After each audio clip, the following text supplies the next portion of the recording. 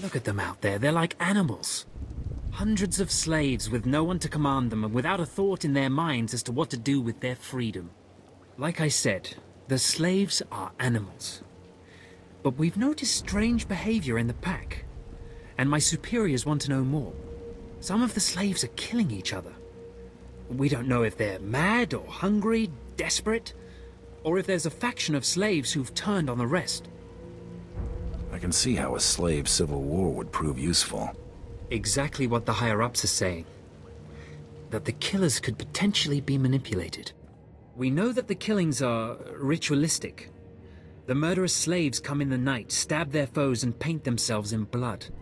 If you could investigate, catch them in the act and take them down, maybe you could find a clue to their motives. Never thought I'd take a bounty on a killer slave. I never thought I'd see slaves run free on Drome and Cass. But that's why we need this information, so we can crush them quickly and completely. Look for any slave who's turned on his peers. With luck, he'll lead us to answers.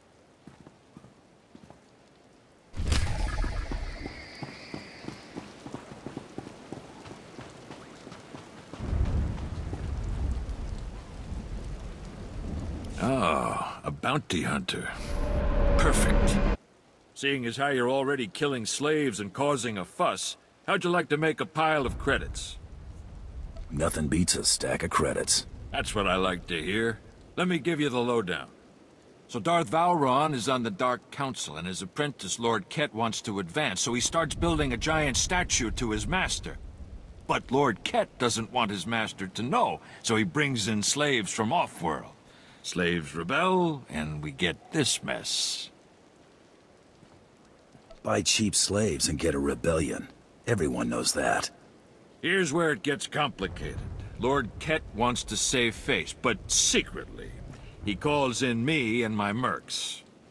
By the time we get here, the slaves have captured some giant industrial drills, and they're getting ready to bring down the whole giant statue. Our best team goes in with explosives to blow up the drills. Slaves kill every last one. Got a pile of credits for anyone who grabs those explosives, hooks them to a giant drill, then fights off slaves until the explosives detonate.